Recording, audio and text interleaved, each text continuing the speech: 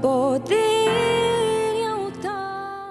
10 de la mañana de este lunes, y no es un lunes cualquiera, no es un lunes como otro lunes, que es cada lunes, gracias a Dios, es bueno, pero hoy yo creo que es un especial de Despertando con Jesús, con el pastor Alberto Ares. Pastor, ¿qué tal? Muy buenos días. David, buenos días, ¿qué tal? ¿Cómo estás? Gracias a Dios, perfecto, pastor. ¿Y usted qué tal? Bien, gracias a Dios, dándole gloria y honra al Señor como siempre, como Amén. cada día. De verdad que sí. Bueno, y hoy tenemos la gran suerte, creo yo, pastor, de verdad que sí, gracias a Dios que nos han permitido contactar con... ¿Con quién, pastor? Con mi pastor, con José Manuel Sierra. Y lo tenemos al otro lado de la pantalla. Pastor José Manuel Sierra, ¿qué tal? Muy buenos días. Muy buenos días a los dos. Que Dios les bendiga y muchísimas gracias por permitirme participar en vuestro programa. Bueno, pastor, lo hemos invitado en especial el día de hoy para hablar sobre todo de Israel. Tuvieron un especial hace bien poquito hablando de Israel, de qué está pasando en Israel, y queremos afrontar este espacio, este programa con la total libertad máxima y absoluta que nos lo presta Sur FM para hablar qué es lo que está ocurriendo en Israel, qué es lo que pasa, qué es lo que dice la Biblia. Vamos a desglosar varias preguntas en el día de hoy, ¿no? Bueno, la verdad es que parece mentira que un país que por una parte lo vemos tan lejano y por otra parte tan cercano haya copado prácticamente a diario, ¿no? Los programas de televisión, las tertulias, las emisoras de radio. Y parece mentira que un país tan pequeñito, que ni siquiera se puede poner el nombre dentro, sino que hay que ponerlo siempre fuera porque no cabe, pues esté ocupando tantos programas y tantas horas de emisión, ¿no? Así que bueno, yo encantado intentando responder a vuestras preguntas, ¿no? Yo la primera pregunta que quiero hacer es Palestina, ¿cómo se origina Palestina? Si es un estado, ¿qué está ocurriendo? ¿Por qué es esa guerra entre Palestina e Israel? Y sobre todo, que después también lo desglosaremos, el por qué se posicionan personas que muchas veces no tienen ni idea o no saben el contexto de esta situación, de esta guerra, que por eso también es todo este espacio, ¿no? Bueno, vamos a ver, son muchas cosas, ¿no? Son muchas preguntas en una, ¿no? Intentaré ir poco a poco. Vamos a ver, el término Palestina, dicho sea de paso y valga la redundancia, no lo inventaron los palestinos, porque incluso los palestinos no saben pronunciar la letra P. Por lo tanto, sería una incongruencia, sería una locura, un disparate ponerle a tu país un nombre que no sabes pronunciar correctamente, ¿no? Eso para empezar. Pero el término Palestina lo pusieron los romanos. Fíjate tú a qué tiempos tenemos que remontarnos, al siglo I de la era cristiana, cuando después de una serie de revueltas, después de una serie de guerras internas por parte del pueblo de Israel que estaba en aquel momento allí, querían librarse del yugo del imperialismo romano, y ya en el año 70, después de Cristo, ya los romanos la habían reventado, la habían destruido completamente a los judíos su templo, el centro religioso para ellos, algo muy importante, ¿no?, en la vida judía. Pero todavía quedaban por diferentes partes del país grupos, digamos así, de revolucionarios, de personas que no estaban de acuerdo con la opresión del Imperio Romano, hasta que finalmente el último reducto, digamos, de rebeldes en Israel se encontraban en el desierto de Judea, en una montaña prácticamente imposible de ascender porque está desconectada de otras montañas, y es la famosa fortaleza de Masada. Allí hubo un último reducto de judíos y al final, después de mucho esfuerzo, de muchos años, fueron totalmente destruidos. Y entonces uno de los emperadores romanos, uno de tantos que hubo, decidió castigar a este pueblo de la siguiente manera. Aparte de destruirlos y todo esto, a la ciudad de Jerusalén le quitó ese nombre para que nunca más hubiera recuerdo de que un día en la historia de la humanidad hubo una ciudad llamada Jerusalén. Y le puso el nombre de Aelia Capitolina. Aelia Capitolina. Y a Israel le puso el nombre de Palestina, ¿vale? Para que nunca hubiera un recuerdo de que un día existió un país llamado Eretz Israel, la tierra de Israel. Anteriormente se llamaba Canaán. Entonces, de ahí se origina el nombre Palestina. Ahora, en honor a la verdad, independientemente de que uno lea o no lea la Biblia, de que sea cristiano o de cualquier religión o de ninguna, si estudiamos la historia, nunca hubo un Estado palestino. Por ejemplo, cuando se dice que los judíos le arrebataron a los palestinos la tierra, en el año 1948, que es cuando se funda el Estado moderno de Israel, es rotundamente falso. Porque cuando los judíos declaran la independencia de una parte del país que les había proporcionado la ONU, pues resulta de que estaba bajo mandato británico. Los británicos, los ingleses estuvieron pues desde 1917 hasta 1948 en Israel o Palestina, como se conocía. Por lo tanto, que los palestinos perdieran su tierra, es que no existía un Estado palestino. Bueno, entonces sería antes de los ingleses, pues tampoco, porque estaba el Imperio Otomano, es decir, los turcos. Y así podríamos ir retrocediendo en el tiempo y vamos a llegar a la conclusión de que nunca hubo un Estado palestino. Ahora, los que nacían allí, que no era un país, sino era un protectorado británico, lógicamente se llamaban palestinos porque habían nacido en un territorio llamado Palestina, ¿de acuerdo? Pero nunca hubo un Estado palestino como tal. Ahora, este odio terrible siempre ha existido. Nos tendríamos que remontar a miles de años atrás, cuando el patriarca Abraham, que es el padre de los judíos, es el padre de los árabes y en cierto sentido también de los cristianos, ¿verdad? Porque se le considera el padre de la fe. Pues resulta de que tuvo un primer hijo con una señora llamada Agar, que era de origen egipcio. Y ese hijo se llamó Ismael. Y ese hijo llamado Ismael es el padre de todas las naciones árabes del mundo. Los ismaelitas son los árabes, ¿de acuerdo? Y después tuvo un hijo con su legítima esposa que se llamó Sara, ese hijo se llamó Isaac. Y ese es el padre, por así decirlo, de la nación de Israel. Abraham, Isaac, Jacob, al que después se le cambia el nombre por Israel. El nombre Israel es un nombre inventado por Dios y cada una de sus letras se puede estudiar y contiene el nombre de los patriarcas y el nombre de las matriarcas, aparte de otros muchos significados. Entonces, el odio siempre lo ha habido, siempre lo ha habido. Incluso hubieron unos gemelos muy famosos llamados Jacob y Esaú, que también peleaban desde el vientre de su madre. Es decir, este conflicto nace en el tiempo y no se va a resolver por vías políticas ni por concesión de tierra, porque se ha demostrado a lo largo de la historia que este conflicto es un conflicto con una connotación espiritual muy, muy grande. Y lamentablemente, como la mayoría, no digo todos, pero la mayoría de los expertos, de los políticos, etcétera, pues descartan el aspecto espiritual o religioso, este conflicto no tiene ni pies ni cabeza y nunca lo va a poder resolver una serie de políticos, ni la ONU, ni nadie, encima de una mesa. Porque es un conflicto, repito, con una carga y con una connotación espiritual tremenda. Porque los dos pueblos son muy creyentes, cada uno a su manera, cada uno con sus libros, sus tradiciones y con su religión, y los dos se creen en posesión de la verdad. Por lo tanto, el hombre no va a poder jamás solucionar el conflicto eterno entre judíos y palestinos, bajo ningún concepto.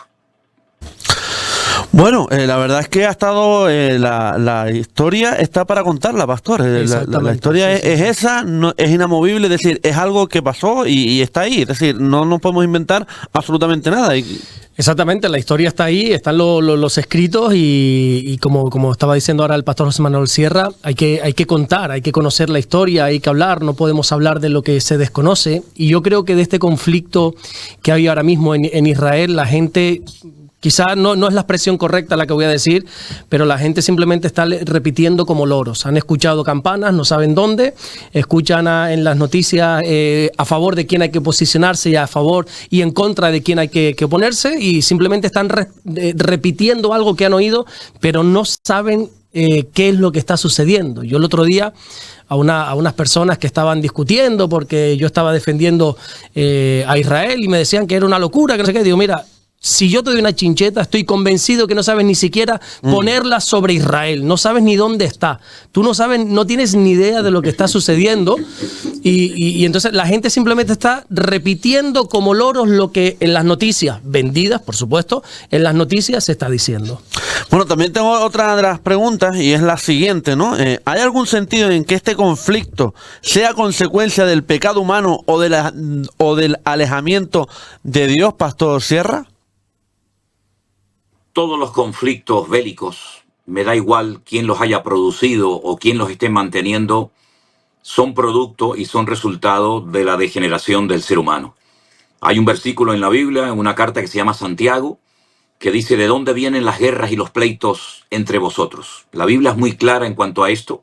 La Biblia da las normas, los parámetros y las instrucciones para que las naciones se lleven bien, para que haya respeto, para que haya amor en los seres humanos, para que no existan guerras, para que no existan abusos de poder. La Biblia es un libro de paz, aunque evidentemente cuenta muchas guerras y muchos conflictos, ¿no? Pero la Biblia es un libro que está cargado de una enseñanza moral y espiritual tremenda que ayuda a las familias, a los políticos, a los sociólogos, etcétera, a hacer las cosas decentemente y con orden, ¿no? Con justicia, con un equilibrio entre las naciones. Lamentablemente, como el hombre le ha dado descaradamente la espalda a Dios y por consiguiente a su palabra, lo que estamos viendo es consecuencia de la soberbia, del amor al dinero, del orgullo, de los fanatismos religiosos, que son muy peligrosos. Nosotros en España tenemos mucha historia repleta de fanatismo religioso, y aquí fue en suelo español, en nuestro país, donde se inventó o donde se fomentó durante siglos la famosa Santa Inquisición, que también hizo mucho daño y llevó a la hoguera y llevó a la muerte a muchas personas porque no entraban por el aro, ¿no? Por lo tanto, cuando se junta el factor político y religioso, eso es un cóctel molotov. Y aquí lo que está pasando es que se están juntando cuestiones políticas, cuestiones religiosas y tal, y esto es un bucle del cual no se sabe cómo salir. Sin embargo, yo creo que hay que posicionarse. Lo que no podemos es disfrazar la cobardía y la neutralidad de prudencia, ¿no? Aquí hay que decantarse, aquí no podemos mirar hacia otro lado. A mí me llama mucho la atención que cuando terminó la Segunda Guerra Mundial, digamos, el grito o el clamor de las naciones era que esto nunca más vuelva a ocurrir, que nunca más vuelva a ocurrir, porque no solamente murieron 6 millones de judíos en los campos de los nazis, sino más de 60 millones de población civil cayó en Europa, desde España y pasando por todos los países de Europa, ¿no? Entonces, lo que está pasando ahora, de una manera u otra, nos guste o no, estemos de acuerdo o no, nos va a afectar a todos, porque en cierto sentido lo que está pasando en el ojo del huracán, que es Oriente Medio, que es Israel, va a afectar la economía, va a afectar la estabilidad, va a afectar absolutamente a todas las naciones. Y no nos olvidemos, y espero equivocarme, pero no creo que esté equivocado, que los siguientes en la lista somos nosotros, los europeos. Los canarios estamos en el punto de mira de algunas naciones que están muy cerquita de nosotros y que están enseñando en sus escuelas que Canarias no es español, sino Canarias es de otro territorio, ¿no? Ayer justamente yo estaba hablando con un señor, un vecino de aquí, de la comunidad marroquí, y él decía que esto siempre ha sido de Marruecos, que los guanches eran de origen marroquí y que después vinieron los españoles. Por lo tanto, no miremos a otro lado ni pensemos que porque tenemos bonitas playas y buen clima, nosotros estamos exentos de todo esto. Cuidado, porque yo lo voy a decir así de claro y me alegro la valentía que tú tienes en tu programa, ¿no? Y por eso hablo así de claro. Los canarios estamos en el punto de mira, somos un bombón para mucha gente. Este lugar es muy atractivo, en fin, por los recursos naturales que tiene y por ser una encrucijada de continentes, ¿no? Por lo tanto, no podemos mirar hacia otro lado y darnos cuenta que si cae Israel, que es la única democracia de Oriente Medio que está frenando en cierto sentido pues el salvajismo que se vio el 7 de octubre, todo eso nos viene a nosotros encima, no nos cabe la menor duda. De hecho, estamos viendo ya brotes terribles en Europa de cosas que están ocurriendo que tú dices, pero ¿cómo puede pasar en suelo europeo que un tipo que lleve 20 años o 15 o 18 años viviendo en Alemania, en Francia, en Inglaterra, de repente se le cruzan los cables y sale por la calle a apuñalar, a acuchillar chiquillos, a meterle el coche encima? Bueno, lo hemos vivido también aquí en España, ¿no? O ya nos hemos olvidado de los mayores atentados de Europa que fueron aquí en territorio nuestro. Entonces, estamos viviendo tiempos muy complicados donde lamentablemente yo creo que la ignorancia y la indiferencia es tan grande que nos estamos posicionando en el lado equivocado. Y yo respeto todas las opiniones, pero yo creo que estamos jugando con fuego. Y tú sabes lo que dice el refrán, que el que juega con fuego se termina quemando. Sí, señor, y así es, así es. Oiga, yo no sé si tienes alguna pregunta, Pastor Alberto. Pregunta simplemente de si O contar afirmar algo. lo que el pastor está diciendo, que hay que decantarse pero también dejar claro, o sea, que decantarse por un lado no significa odiar al otro. Aprendíamos en un congreso que teníamos hace unas semanas atrás en Madrid, que venía un pastor de Israel. Él está pastoreando una iglesia preciosa en la ciudad de Beerseba, en Israel, y él decía, oye, no nos equivoquemos. Amar a Israel no significa odiar a los palestinos, ni muchísimo menos. Jesús mismo nos enseña que nos tenemos que amar los unos a los otros. Ahora, nosotros tenemos que decantarnos por lo que Dios ama.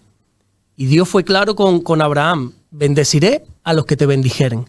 Y la Biblia siempre nos hace un llamado a orar por la paz de Jerusalén, por la paz de Israel. Pero eso no quita, o sea, eso no significa que nosotros odiemos o repudiemos a ninguna persona, ni muchísimo menos. No, en el corazón de un creyente, en el corazón de un cristiano, yo creo que sería imposible que se albergue el odio. Entonces, apoyar a Israel no es rechazar Gaza o hacer la vista gorda con lo que está pasando, ni muchísimo menos. Pero hay que, como decía el pastor, hay que saber posicionarse, hay que ser un poco inteligente, hay que tener dos dedos de frente y entender un poco la historia y entender sobre todo hacia dónde se está apuntando. Entonces seamos sabios, seamos sensatos y aprendamos a decantarnos, hombre. Pastor José Manuel Sierra, ¿esta guerra tiene relación con las profecías bíblicas sobre los últimos tiempos? Sí, no cabe la menor duda de que uno de los temas más mencionados en la Biblia es el tema escatológico, ¿no? O el tema profético. De hecho, si dividiéramos la Biblia en 4 trozos, 3 de esos trozos, 3 de esos pedazos son material profético. No hay ningún libro en el mundo, ninguno, de ninguna índole, ni religioso, ni cualquier otro tema, que contenga tantas profecías como la Biblia. Es un libro plagado de información acerca de naciones que existen hoy en día, que van a jugar un papel fundamental en los últimos tiempos. Y esta es una guerra más de tantas que profetizó el mismo Señor Jesucristo. Mateo capítulo 24 es un capítulo extraordinario que responde a una declaración que Jesucristo había hecho nada más salir del templo de Jerusalén, templo que por cierto no existe hoy en día. Por más de 2000 años ese templo no se ha vuelto a reconstruir. Y Jesús, viendo que sus discípulos, como buenos judíos que eran, estaban orgullosos de ese edificio, les dijo, miradlo bien, porque no quedará piedra sobre piedra que no sea destruida. En el año 70 de la era cristiana, un tal Tito, que era el hijo del emperador Vespasiano de Roma, destruyó completamente Jerusalén y sobre todo el templo lo arrasó, se llevó los tesoros a Roma y con esos tesoros se construyó el famoso Coliseo romano, el Coliseo que es un templo a la muerte. Pues esa profecía se cumplió, los discípulos quedaron muy impactados por aquella declaración que acababa de hacer el Señor Jesucristo. Y le preguntan, bueno, dinos cuándo va a ser esto, pero ¿cómo que nos van a destruir el templo? ¿Pero cómo es posible? ¿Pero qué acabas de decir? Esto es una locura, esto es un disparate, ¿no? Ya era la segunda vez que se lo iban a destrozar en principio, ¿no? Y todo el capítulo 24 de Mateo es un capítulo extraordinario. Yo recomendaría a todo el mundo, cristiano y no cristiano, que los lean, porque es que tú vas desgranando versículo a versículo y dices, Dios mío, pero si esto parece el periódico de hoy. Habrán guerra, habrán peste, habrán terremotos, reino contra reino, nación contra nación, falsos profetas, manipulación, etcétera, etcétera. Y claro, esta es una guerra más. Ahora, si me permites, fíjate tú a dónde tenemos que remontarnos, a un salmo que fue escrito cientos de años antes del nacimiento de Cristo. El Salmo 83. Hay un momento en este salmo que dice, ¿cómo rugen tus enemigos? ¿Cómo aborrecen a tu pueblo? Que han entrado y han consultado astuta y secretamente, han entrado en consejo contra tu pueblo y dicen, vamos a destruirlos para que no haya más memoria de ellos como nación, ni se nombre más el nombre Israel, porque se confabulan a una y han hecho contra ti alianza. Y ahí menciona a naciones como los filisteos, que son los que vivían en la franja de Gaza y toda la costa mediterránea. Menciona a Moab, que hoy en día se conoce como Jordania, y otros países que van a jugar un papel fundamental en este tiempo. Ahora, lo que mucha gente no sabe es lo siguiente. La franja de Gaza, que es aproximadamente como 360, 400 kilómetros, vamos a poner así, de kilómetros cuadrados, tiene como unos 40 y tantos kilómetros de largo, en la parte más ancha unos 12 aproximadamente, fue entregada por Israel a la autoridad palestina en el año 2005. Es decir, que esa franja de tierra maravillosa, imagínate qué playas hay allí, unas playas de película, ya me gustaría a mí que las tuviéramos nosotros aquí en Canarias, ¿no? Pues un lugar maravilloso donde vivía gente de muy buena posición económica, Toda esa franja de Gaza fue entregada hace 20 años a la autoridad palestina. Allí podían haber hecho, vamos, unos hoteles de lujo. Allí podían haber hecho algo, un paraíso realmente, para que fueran los barcos de lujo, los cruceros, buen aeropuerto, buenos servicios. Además tienen mucha historia bíblica. Podían haber vivido como reyes. Además fueron financiados incluso por España con miles y miles y miles de millones. Pero en vez de construir por arriba, se dedicaron a construir por abajo. Y una franja que tiene 41 kilómetros de largo, resulta que se ha descubierto que hay más de 750 kilómetros de túneles subterráneos. ¿Cuántas mezquitas, cuántos colegios, cuántas carreteras se podían haber hecho con esos miles de millones? ¿Túneles para qué? Bueno, pues para guardar armamento. ¿Para destruir a quién? Al pueblo de Israel, porque es que ellos lo han dicho. Lo bueno de todo esto, que no es como en la Segunda Guerra Mundial, que los nazis rompían ¿cómo se llama?, las pruebas y quemaban todo para que no supiera la gente las barbaridades que habían cometido. Estos no. Estos lo graban con su cámara de GoPro y lo suben a las redes sociales y presumen, oye, que he matado a 10, que he matado a 4, que he violado a una. El día 7 de octubre, lo que pasó allí, eso no ocurría desde la Segunda Guerra Mundial. Hubieron niños que fueron metidos vivos en microondas, bebés. Hubieron mujeres que las mutilaron y se jugó al fútbol con los pechos de las mujeres. Familias enteras fueron quemadas, torturados. Bueno, algo que no se había visto en más de 70 años. Y entonces uno dice, bueno, ¿cómo tendría que reaccionar un país ante eso? Aparte de todo eso, los 200 y pico personas, niños, bebés, ancianos, mujeres, que fueron llevados a la fuerza a la franja de Gaza, algunos han vuelto y todavía otros siguen allí, cautivos, muriéndose de hambre, de sed, de frío, etcétera, etcétera. Entonces, ¿cómo tenía que haber reaccionado, por ejemplo, Israel? El otro día me dijo una persona, es que la reacción de Israel fue desproporcionada. Bueno, si podían haber atacado con palos y piedras, ¿no? Con tirachinas o con arcos, ¿no? Vamos a ver, lo que está bien claro es que hasta el día 7 de octubre a las 6 de la mañana aquello era un paraíso. No nos olvidemos de que dentro de Israel, fuera de la franja de Gaza, viven millones de palestinos. Por ejemplo, en Israel viven más de 1 millón de árabes palestinos, con sus trabajos, sus familias, sus negocios, que están hartos de todo esto porque se ven perjudicados, porque no van turistas, porque se cierran las tiendas, se cierran los hoteles, los supermercados, los restaurantes. Entonces, a las 6:30 de la mañana de ese 7 de octubre, todo cambió. 15.000 obreros que venían cada día a trabajar de la franja de Gaza perdieron su trabajo. Y hoy en día vas a Israel. Yo estaba en Israel hace unos días. Y te das cuenta de que ya no hay trabajadores palestinos prácticamente. Ahora en los hoteles todas son filipinas, chinos, indonesios, de la India. Entonces, ¿qué se ha conseguido? Despertar un odio innecesario que ha perjudicado a todo el mundo. Y luego se ha puesto de moda un grito, que es el sustituto a Hey Hitler, que es desde el río hasta el mar, Palestina free. ¿Desde qué río y hasta qué mar? Porque se salió por las calles y se le decía a la gente, oye, ¿a qué río te refieres? Y no tienen ni idea. ¿A qué río te refieres? Y si es desde el río hasta el mar, Palestina libre, la pregunta es ¿de qué? ¿Libre de judíos? Claro, que ya lo han dicho. No quieren ni a un solo judío en el Estado de Israel. Los quieren echar al mar o destruirlos a todos. Pero no solamente los que están dentro, sino los que están fuera. Entonces, ¿esto no es un genocidio? ¿Esto no es incitar al odio? Hace unos días, unos niños salieron a la calle con banderas de Israel y les prendieron fuego. Hace unos días, el hijo de un amigo nuestro de Israel lo mataron a tiros cuando estaba en Washington haciendo una conferencia para ver cómo reconciliar a los palestinos con los judíos. Entonces, se está despertando un odio basado en la ignorancia. ¿Por qué? Porque Israel fue atacado y tiene todo el derecho legítimo y legal de defenderse. Porque los delitos que se cometieron no fue un ejército contra otro. No. Los delitos que se cometieron son llamados de lesa humanidad, es decir, contra civiles. 1.200 civiles desarmados murieron en cuestión de horas, incluidos bebés, familias enteras. Los kibús fueron arrasados. Entonces, eso no merece una reacción por parte de un país que les daba corriente, que les daba ayuda, que les daba trabajo a los palestinos. ¿Por qué los palestinos en 20 años lo único que han hecho es destruir? Lo único que han hecho es aprovecharse de la población, metiendo armamento, armándose hasta los dientes parapetándose detrás de niños, de mujeres, de escuelas, de mezquitas, de hospitales. Entonces, hay que contarlo todo.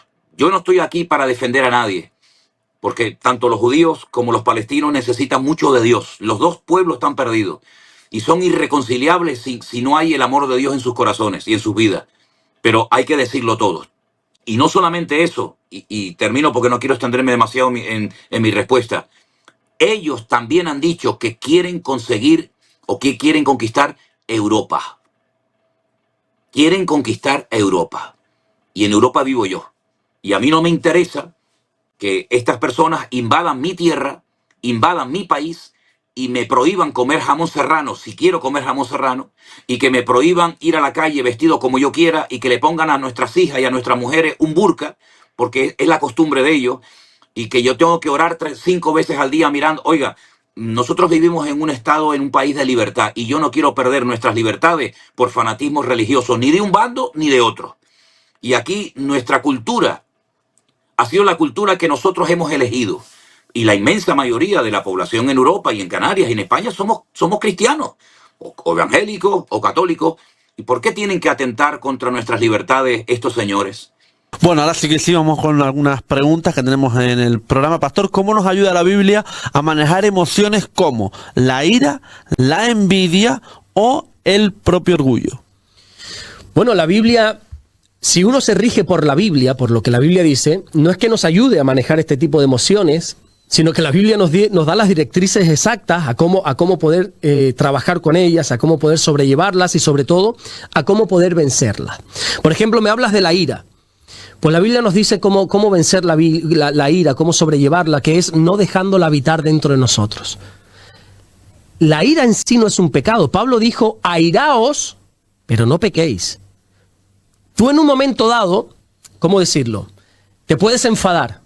Antes de esta entrevista, pues tú tuviste pues, un pequeño enfado, que no viene al caso ni nada, con otra persona, ¿verdad? Y eso es pecado, ¿no? Y por un momento te pusiste rojo, pero ya está. Airaos, pero no pequéis. No se ponga el sol sobre vuestro enojo, dice la Biblia. ¿Te puedes airar? Bueno, te puedes, no, es que nos airamos y a veces más de la cuenta. Pero lo que no podemos hacer es permitir a esa ira, a ese sentimiento, que nos gobierne a tal grado que pequemos. Airaos, pero no pequéis. No se ponga el sol sobre vuestro enojo. Y continúa ese versículo muy interesante, ni deis lugar al diablo. Cuando tú permites que el enojo y que la ira permanezca en tu corazón, le estás dando lugar al diablo. ¿Qué nos dice la Biblia sobre la ira? Deshazte de ella cuanto antes. No se ponga el sol sobre vuestro enojo. No te vayas a la cama enfadado. Trata ese asunto. Intenta resolverlo cuanto antes. No dejes para mañana lo que puedas hacer hoy. No dejes para mañana lo que puedas hacer hoy. Arregla ese asunto hoy mismo. Si no puede ser con la persona, porque no hay posibilidad de un diálogo, de un acuerdo, por lo menos trata ese asunto con Dios. Cuida tu corazón sobre todas las cosas. Guárdalo sobre todas las cosas. No te aires, no te vayas a la cama, porque cuando tú dejas que la ira forme parte de ti, eso es como... Eso es una raíz de amargura que se te va a crear ahí, un resentimiento. Acostarte con iras de lo peor que podemos hacer. Lo que tenemos que hacer es desecharla cuanto antes. Nos enfadamos, nos airamos, nos mosqueamos, ya está, pero drena esa ira. Por ponerte un ejemplo, quizás no sea el más correcto, pero creo que la ira es como el cemento. Como esa concretera, ¿cómo se le llama? Una concretera, ¿verdad? Sí, una no me acuerdo. El bombo ese que da. El bombo la mezcla, ¿no? En Tenerife la llamamos concretera. Que concreta las cosas, ¿no? Exactamente. Esa concretera, cuando el cemento está reciente, cuando se acaba de hacer, tú le pasas una manguera y lo quitas. Pero si lo dejas ahí toda la noche, para quitarlo al día siguiente, David, te lo vas a ver y te lo vas a desear. Como no cojas un escoplo. Exactamente. Y habrá partes que ya no lo puedas sacar. Así es la ira. O te deshaces de ella sobre la marcha antes de irte a la cama, o como la dejes para el día siguiente, ya se te van a quedar unos resquicios por ahí que eso va a brotar en raíces de amargura y te va a contaminar a ti y va a contaminar a otros. ¿Qué dice la Biblia sobre la ira? Deshazte de ella cuanto antes. Puedes airarte, mas no peques, dejándola contigo tiempo. ¿Qué dice, por ejemplo, de la envidia? Bueno, nosotros podemos manejar la envidia pues entendiendo que somos únicos, no comparándonos con nadie. Cuando yo entiendo que soy único para Dios, entonces no puedo tenerle envidia a nadie. Y veo a una persona que ha sido bendecida y prosperada y que ha sido todo, y qué bueno por esa persona, pero es que yo no soy esa persona. y Dios también puede hacer algo bonito en mí. Entonces la envidia se vence no comparándote con nadie. ¿Te has dado cuenta que desgraciadamente nos identificamos más con el dolor de la gente que con la bendición de la gente? Cierto es. Por ejemplo, qué sé yo, el otro día que iba por la calle se cayó una ancianita. Mi madre, todos los que íbamos en el grupo, ¡ay, mira la viejita! Y ese dolor de la persona hizo, bueno, no solo a los que venían conmigo, a todos los que estaban alrededor, ayudar a la viejita. Ahora, cuando una persona no es que sufra, sino que está siendo bendecida, mira tu país ese. Mira, tú se estará robando algo. ¿Verdad? Nos cuesta como empatizar con la persona que alegrarnos está por el bien. Es que somos envidiosos. Sí. Somos envidiosos. Entonces, entendamos de que no tenemos que tener envidia. Si Dios te ha hecho único, si Dios te ama, si eres un hijo bendecido y amado por Dios, ¿de qué o de quién vamos a tener envidia? Yo creo que eso pasa, pastor, porque la gente se aburre con su propia vida, porque si cada uno viviésemos nuestra propia vida y no estuviésemos pendientes de la vida de los demás, sí. Oye, otro gallo nos cantaría, porque como digo yo, bastante tengo yo con mi casa, con mi trabajo, con mis hijos, con mis cosas, como para ocuparme de la vida, cómo le va a ir al otro, ¿no? Tal cual lo dice la Biblia con otras palabras. Acabas de citar algunos versículos bíblicos, así has hecho un mejunje de versículos bíblicos, pero la Biblia habla de que el que no trabaja en nada vive en desorden, entremetiéndose en lo ajeno. Así dice literalmente la Biblia. Aquel que tiene tiempo libre, que no hace nada, es una vida de desorden porque se está entremetiendo en la vida de los demás. Mira, ¿y qué hace aquel? ¿Viste aquel? Aquel está con aquel y ahora. ¿Y viste? Y te juntaste con no sé cuál. Y eso, el chismerío puro, y eso surge la envidia. También la envidia surge porque la gente quiere el beneficio sin el sacrificio, ¿verdad?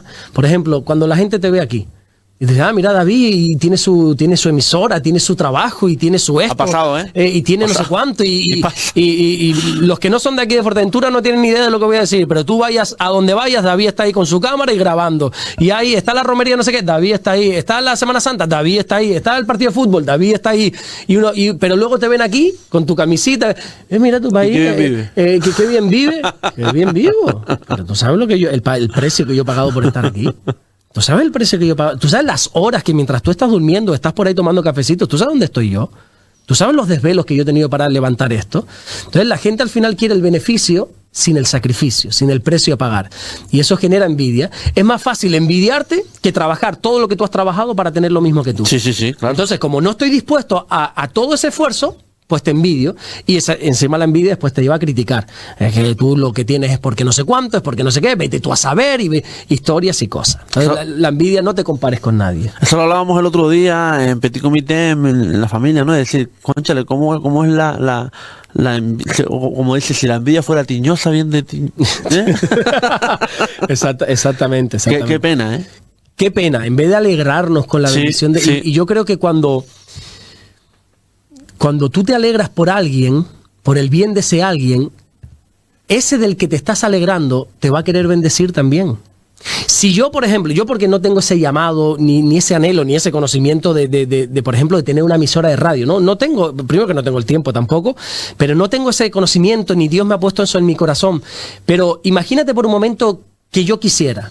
Tengo dos alternativas, envidiarte o imitarte. Si yo te envidio, tú vas a poner una barrera conmigo. Pero si yo digo, oye, David, tío, qué bien lo haces, ¿por qué no me enseñas? Porque, o sea, ese yo alegrarme por tu bien, yo alegrarme por tu avance, yo alegrarme por tu progreso, estoy convencido que eso va a hacer en ti que tú me quieras ayudar, o por lo menos bendecir, me quieres hacer parte de tu bendición. Pero es que es así, cuando uno es bendecido, quiere bendecir a los demás. Dios le dijo a Abraham, te bendeciré para que seas de bendición. Pero como los demás envidian la bendición, pues esa bendición se para. Si tú te alegrases más por la bendición de otros, esa bendición que tiene otros, probablemente algo te salpicaría a ti también. Amén. Bueno, pastor, otra de las preguntas, ¿de qué manera la Biblia nos guía a tomar buenas decisiones éticas en la vida diaria? Bueno, la Biblia nos enseña que es como una lámpara que nos alumbra en medio de la oscuridad. Es una lámpara que guía nuestro camino y que nos ayuda en cada decisión que tenemos que tomar. La Biblia da los mejores consejos que se pueden dar. Cuando uno lee la Biblia, mira, ya te voy a hablar claro, independientemente de tus creencias, si leyeses la Biblia, no te va a quedar otra que decir, oye, pero es que te da unos consejos brutales, unos consejos bestiales, tiene unos principios, tiene unos valores, la Biblia, increíble. Había un chico, te estoy hablando hace como 15 años, que venía con nosotros a la iglesia, Y el tipo una vida de desorden total. Y yo decía, pero ¿por qué sigue viniendo a la iglesia? Si él me reconoce que no cree en Dios, y él me lo decía, pastor, conmigo no cuente, yo no voy a servir ni a la iglesia ni en el Señor. Y entonces cuando pasaron 2 o 3 meses, yo le dije, pero ¿y entonces para qué estás viniendo? O sea, yo no te voy a negar la entrada a la iglesia, ven cuando quieras, pero es que tú estás siendo honesto conmigo y me estás diciendo que ni crees en Dios, ni tienes intención de creer ni de cambiar. Entonces, ¿para qué vienes? Le dije. Me dice, no, porque es que lo que tú predicas son unos consejos bestiales, me decía él. Lo que la Biblia dice da unos consejos tremendos. Ahora, en ese Dios que tú predicas no creo, me dice. Pero lo que dices es impresionante. La Biblia nos da unos consejos, el amor, el perdón, el bendecir a los demás, el ayudar a los demás, el honrar a padre y a madre. Todo este tipo de consejos nos guían a tomar buenas decisiones. Entonces, hay que entender que la Biblia siempre lo que quiere es el bien para nosotros. Nos habla del perdón, del amor, de ser misericordiosos. Hebreos, en la carta a los Hebreos, dice algo muy interesante, porque dice que cuanto más nosotros leemos la Biblia, cuanto más maduramos en Dios, nuestro sentido del bien y del mal se va ejercitando. A medida que tú te vas empapando de la palabra de Dios, la vas conociendo, la vas interiorizando, hay algo dentro de ti que es el sentido del bien y del mal, que lo vas a ejercitar, lo vas a hacer madurar, lo vas a hacer crecer. Y entonces te vas a poder alinear mejor con lo bueno y a desechar de una manera más rápida y más sencilla de lo que es malo. Cuanto más leemos la Biblia, más fácil nos va a llevar a tomar buenas decisiones. Dios le dijo a Josué, si haces todo lo que este libro dice, todo te irá bien. Amén. Si este libro no se aparta de tu boca, constantemente lo lees, constantemente hablas de él y lo tienes todos los días en tu boca y lo lees todos los días por la mañana, por la noche, todo lo que hagas prosperará, todo lo que hagas te saldrá bien, le dijo Dios a Josué. Entonces cuando uno lee la Biblia, pues al final te va a ayudar a tomar buenas decisiones. Amén. Bueno, otra de las preguntas que tenemos por aquí, pastor, que hoy sí tenemos preguntas para poder hacer, es ¿cómo puede la oración junto con la Biblia ayudarnos a ser más conscientes en nuestras acciones? Bueno, pues mira, la Biblia se presenta a sí misma como viva y eficaz. Así dice la Biblia. La palabra de Dios es viva y eficaz. Y dice, y más cortante que toda espada de 2 filos, y que entra hasta partir el alma, el espíritu, las coyunturas, los tuétanos. Y dice, y discierne los pensamientos y las intenciones del corazón. Cuando uno lee la Biblia o escucha una predicación de la Biblia, no está escuchando una historia muerta, algo que sucedió hace... Nosotros hablamos como de Jesús, no hace 2000 años. Y dice, pero Jesús está vivo. La Biblia está viva. Alguien dijo en el pasado que la Biblia es el único libro que cuando lo lees su autor siempre está presente, que es el Espíritu Santo. La Biblia está viva, es eficaz. Y entra y discierne lo que estás pensando y conoce las intenciones que tú tienes de tu corazón. Por eso todos aquellos que somos asiduos a ir a la iglesia, todos aquellos que vamos a los cultos, siempre suele pasar algo. Y esto le suele pasar sobre todo a las personas nuevas cuando van, que dicen, oye, ese pastor está hablando de mí. Y empiezas a pensar mal de la persona que te invitó a la iglesia, del que te llevó. Oye, tú le has dicho algo a este hombre, porque este hombre lo que está diciendo es para mí. No, es que la Biblia, la palabra de Dios, que es viva y eficaz, te está hablando. El Dios de la palabra, el verbo hecho carne, que es Jesús, te está hablando a través de la palabra de Dios.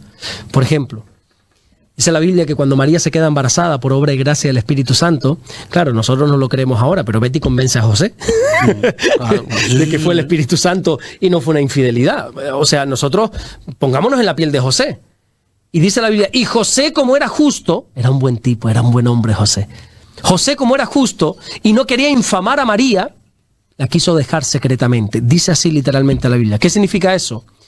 Si en aquel entonces este rumor sale por ahí, nadie se lo iba a creer, evidentemente, y entonces María iba a quedar como una adúltera, como una persona que ha tenido una relación fuera de su pareja, y la iban a apedrear, la iban a matar. En aquel tiempo era así.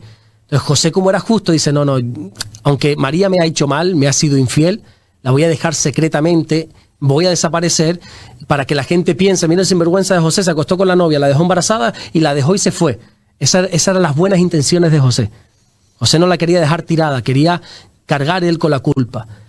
Y pensando él en esto, dice la Biblia, el Señor se le aparece en un sueño. Le dijo: José, no temas en recibir al niño que viene dentro de María, porque del Espíritu Santo es. El propio Señor se lo dice. Él conocía las intenciones del corazón. Dios conoce nuestras intenciones, lo que estás pensando. No lo que estás diciendo, lo que estás pensando. Dios no mira lo que mira el hombre, que es la apariencia. Dios conoce los corazones, pesa los corazones, dice la Biblia. Entonces, cuando uno lee la Biblia te habla, pero a tus entrañas, David. Él penetra hasta lo más profundo, rompe coyunturas, huesos, tuétanos, entra a lo más profundo y tú dices: ¿cómo es posible que esto me esté hablando a mí la palabra de Dios? Porque es así, porque la Biblia es viva, es eficaz y también es inspirada por Dios. La Biblia es el soplo de Dios, es la inspiración de Dios y es útil, dice 2 Timoteo 3:16. Toda la escritura es inspirada por Dios y útil para redarguir, para corregir, para instruir en justicia, a fin de que el hombre de Dios sea perfecto, enteramente preparado para toda buena obra. Así que la palabra de Dios nos ayuda a tomar esas buenas decisiones, nos ayuda a que seamos conscientes de lo que estamos haciendo, porque ella nos conoce aún más que nosotros mismos. Amén. Y nos queda una, pastor, nos quedan varias, pero nos queda una para cerrar el programa de hoy. Bien. ¿Qué consejo darías a alguien que quiera aplicar los valores bíblicos para ser una mejor persona y no sabe por dónde empezar? Es que a veces queremos aprender a multiplicar sin saber sumar, ¿no? ¿Por dónde empezar? ¿Qué consejo le daría? El que Dios nos ha dado, que empieza por amar. Eso es, ¿no? ¿Y qué versículo?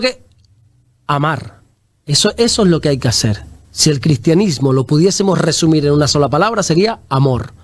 De tal manera amó Dios al mundo que ha preparado, ha elaborado todo este plan de salvación, de redención.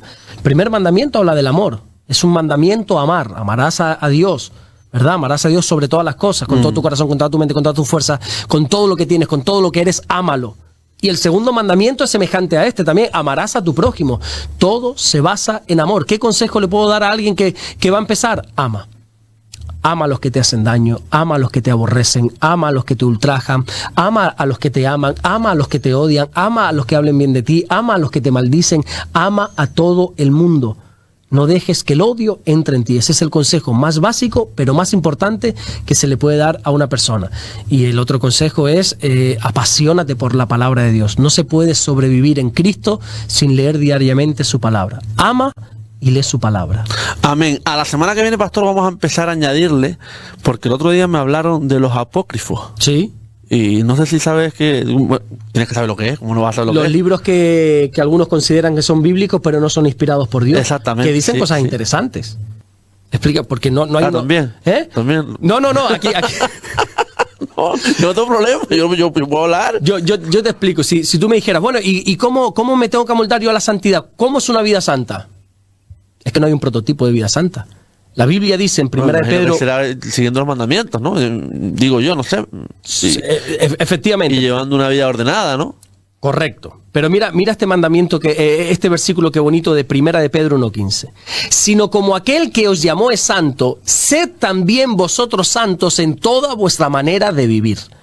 Es decir, no es que tú te tienes que amoldar a la santidad, no. En tu manera de vivir, sé santo.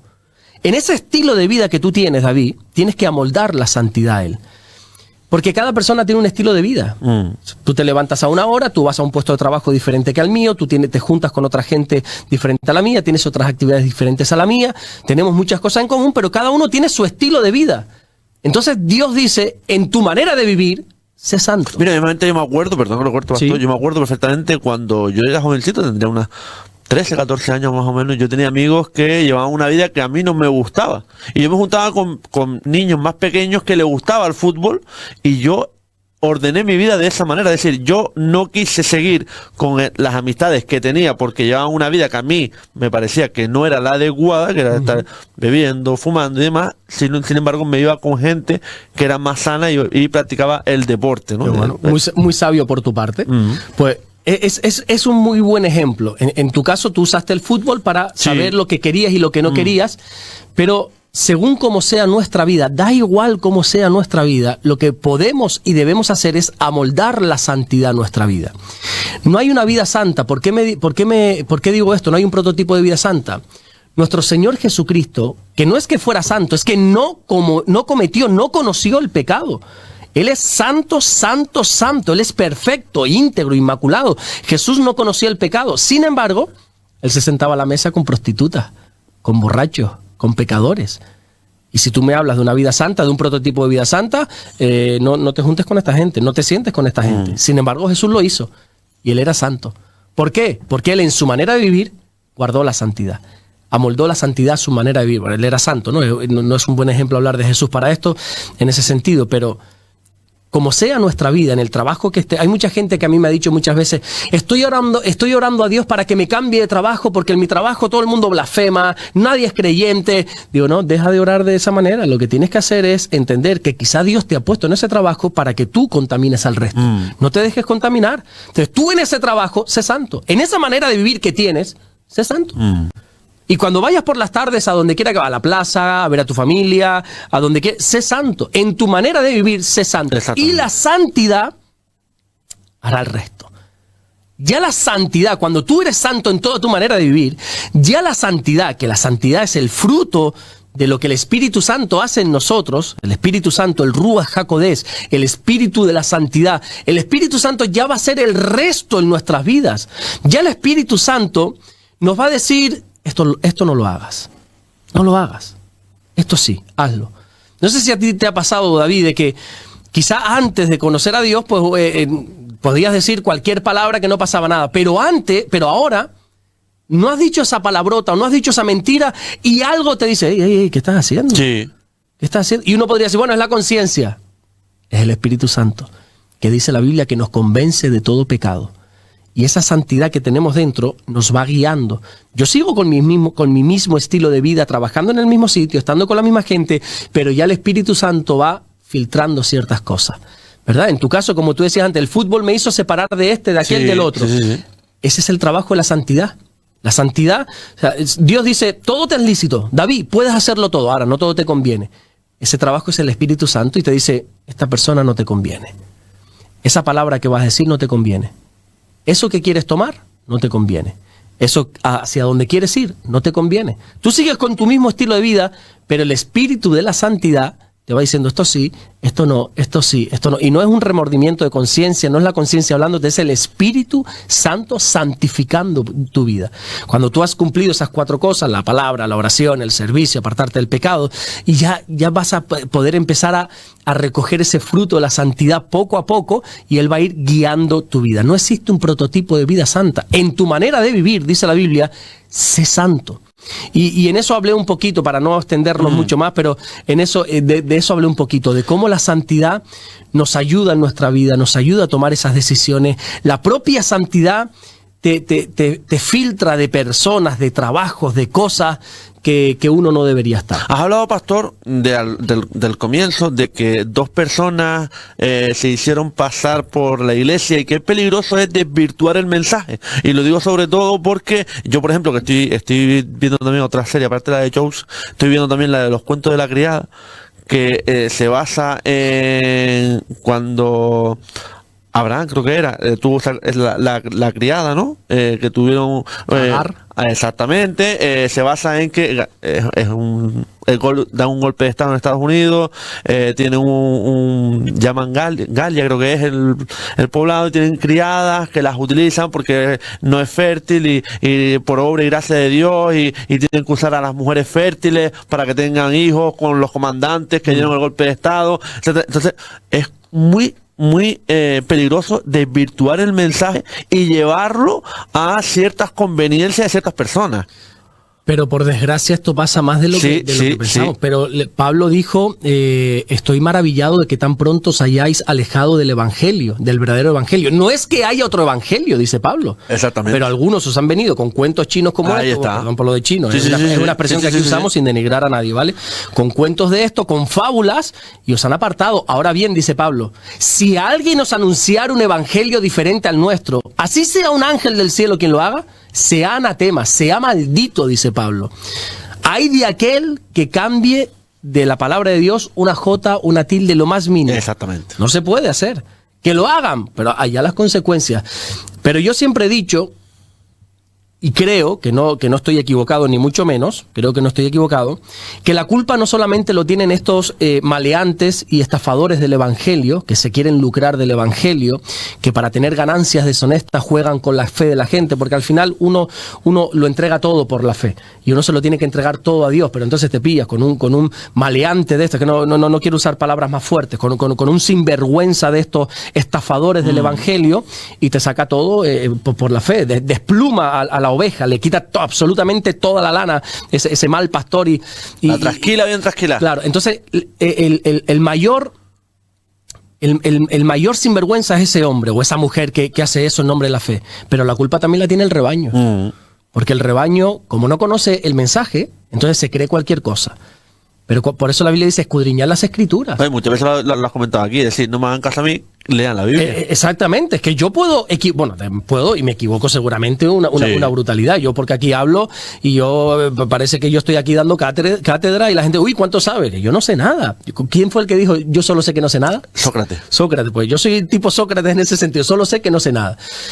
Pero mira, también puedo dar gloria a Dios, que Dios me ha dado como una habilidad, un don para poder enseñar y entender, pero yo de verdad te lo digo y no es falso humildad, solo sé que no sé absolutamente nada. Y yo me puedo equivocar, y de hecho me habré equivocado 1.000.000 de veces. Yo te confieso una cosa, David, que me voy a tirar piedras contra mi propio tejado.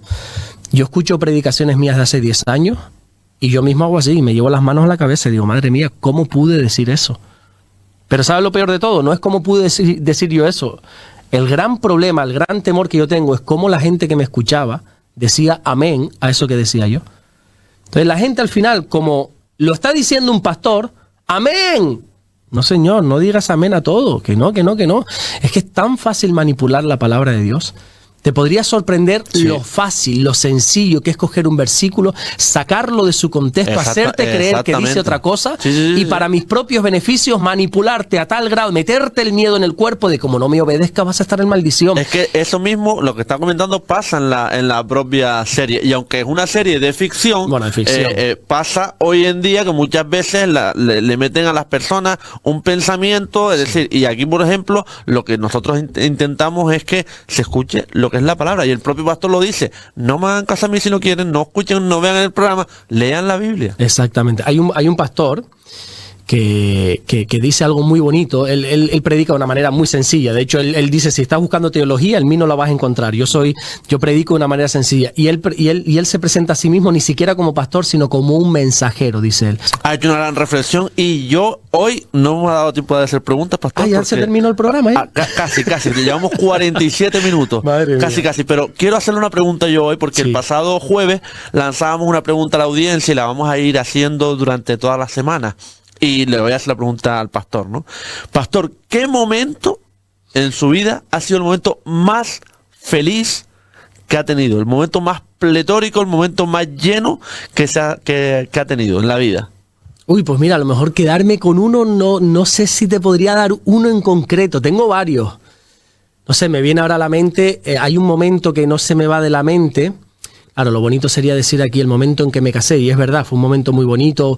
Hubo un momento no de la boda de mi mujer, que no sé si lo va a escuchar, pero para ella y para mí fue un momento muy, muy especial, que no lo voy a decir porque es una cosa mía privada, no sean chismosos, por favor, que no fue ni en la boda, ni en la noche de boda, ni en el banquete, ni nada de eso, fue en otro momento, y ella sabe cuál fue, un momento que lo recordamos con que uno dice, wow, ese momento fue muy, muy emotivo, pero creo que también puede ser uno que cuando mi hija nació a mí no me dejaron entrar, primero porque estábamos en la época del COVID y segundo porque fue por cesárea, tuvieron que operarla, no te dejan entrar en quirófano. Yo estaba en la sala de espera, pero, o sea, en pánico. Yo no me estaba costando mucho gestionar la emoción. Estaba solo en paritorio y cuando yo escuché un bebé nacer dije, ese es el mío, ese es mi hija porque no hay más, o sea, no puedes confundirte, no hay más. Y yo estaba entre contento, nervioso, habrá salido todo bien, ¿cómo estará mi mujer? Porque se fue con muchos dolores. Yo estaba contento, triste, pero llegó la enfermera, además súper simpática. Desde aquí doy gracias a Dios por las enfermeras aquí en el hospital de Fuerteventura que nos trataron, David, pero que no te lo puedes ni imaginar. La pediatra y la ginecóloga que llevó el embarazo de mi mujer, que es de aquí de Costa Calma, que cogimos cierta amistad, bueno, amistad en el sentido, cogimos cierta amistad. no estaba de turno ese día y cuando se enteró que mi mujer estaba de parto, desde Costa Calma se fue hasta el hospital de noche para verla, y para lo que no lo sepa, es una hora de trayecto, una mujer o sea, el trato fue exquisito. Y cuando vino esa enfermera y me colocó a mi bebé en mis brazos, para mí ese momento me cambió. Fue uno de los momentos más felices de mi vida, pues yo dije, ¿y ahora qué hago? Pero en ese momento surgió como ese instinto paternal, ¿no? Yo, de ser una persona sin dos de frente, viviendo mi vida vamos, y me pongo una mochila y vámonos un mes por ahí, a decir, madre mía, fuerte responsabilidad tengo ahora. Creo que ese es uno de los momentos más felices de mi vida. Tendría otros, pero si me pide solamente uno, creo que fue ese. Pero juntamente con ese es cuando sale mi mujer de quirófano y los tres nos juntamos. Y ahí yo le dije a la enfermera, sácanos una foto. Y tenemos una foto muy bonita. Mi mujer todavía ida con la anestesia y con todo, pero ese es el momento, yo creo que más bonito de mi vida. Pastor, yo decía, por ejemplo, lo comentaba el otro día, digo, para los hombres, yo puedo admitir, oye, o lo puedo creer, llegar a creer del todo, ¿no? Es decir, para los hombres el nacimiento de un hijo, pero para las mujeres que lo sufren, que tienen que estar doloridas en ese momento, lo acabas de comentar, ¿no? Sí. Ana María estaba dolorida, estaba anestesiada, estaba ida, es decir, ese momento les tiene que costar muchísimo a ellas también, ¿no? Totalmente, pero es indudable y damos gracias a Dios. Yo creo, David, que Dios escogió a las mujeres para Sí, hacerlo. no, es que lo que hace Dios todo perfecto. Sí, todo es perfecto, porque yo creo Todo. que un hombre no aguantaría un Para nada. creo no, es Se que un hombre extingue la humanidad. Sí, se extingue la humanidad desde Adán. El Adán doy fe de- hubiera sido la creación y la extinción de la humanidad, totalmente. fe. Un hombre no, o sea, yo ver a mi mujer, que es una mujer que aguanta lo que sea, que eso para el dolor parece que es Terminator, aguanta lo que sea, y ver cómo sufría ahí, yo decía, esto tiene que doler y mucho. Y cuando venían esas contracciones, cómo ella se quedaba blanca, y luego le venía otra vez y la cara, veías expresiones de dolor, yo digo, madre mía. Pero hay un versículo que me viene a la mente muy bonito, que está en Isaías, que dice, y verá el fruto de la aflicción de su alma. Cuando Jesús muere en la cruz, tremendo sufrimiento. Alguien comparó, y no está muy desencaminado, sé que algunos van a poner el grito en el cielo por lo que voy a decir, pero sería muy bueno esto explicarlo en otro momento, que la cruz fue como un parto de una mujer. Cómo se desgarró la carne, cómo se desangró para traer vida a este mundo, ¿no? La comparación que hace una persona es muy interesante, y dice Isaías que verá el fruto de la aflicción de su alma. Ese dolor que Jesús estaba sufriendo, desgarrado, estaba en agonía pura y dura, pero dice, y verá el fruto de la aflicción de su alma y tendrá paz. Cuando una mujer se desangra, entrega su cuerpo a cambio de otro bebé, pero cuando la abraza, yo creo que el dolor no se va, pero por lo menos se lleva mucho mejor. Amén. Una pregunta del canal Pastor Saray López Pérez 2143. Yo creo en mi Señor y creo que resucitó, pero mi pregunta, ¿cómo se sabe que es ahí donde estuvo enterrado el Señor? Justamente cuando mostramos el pasado lunes, hace 2 lunes, la foto del sepulcro. Porque hay unas evidencias. Nosotros no decimos las cosas porque sí o por emoción. Hay unas evidencias. La Biblia te habla de un lugar, de unas especificaciones, de que era el lugar de un hombre rico llamado José de Arimatea. Te habla de una montaña al lado que se le llama el Gólgota. El Gólgota significa la calavera. Tú vas a esa montaña a día de hoy. Tengo fotos y vídeos. Bueno, no es que las tenga yo. Puedes poner ahí el monte de la calavera y lo ves ahí. O sea, como en la roca la erosión está de tal manera que parece una calavera. La ubicación. O sea, hay muchas señales, hay muchas coordenadas que la Biblia da que dice, ese es el lugar. Ahora bien, en ese mismo lugar, cuando tú vas, los mismos guías, por así decirlo, los que te atienden y te explican, te dicen, nosotros estamos convencidos al 99,9% que este es el lugar donde Jesús fue sepultado. Pero tampoco podemos afirmarlo al 100%. Ahora, si nos dejamos llevar por todo lo que dice la Biblia, este lugar coincide. Y parece ser que es el único lugar que coincide y que cumple con todo lo que la Biblia dice. Pero independientemente de eso, mi pregunta es, ¿y qué cambia que sea esa o que no sea esa? Más allá de algo emotivo. Alguna hermana de la iglesia me decía, ¿y qué sentiste cuando entraste a la tumba? Hombre, sientes muchas cosas porque tus emociones están a flor de piel, y es verdad que para mí, que estoy viviendo por y para el Señor y que estoy entregando mi vida para Dios, ese lugar es único en la tierra.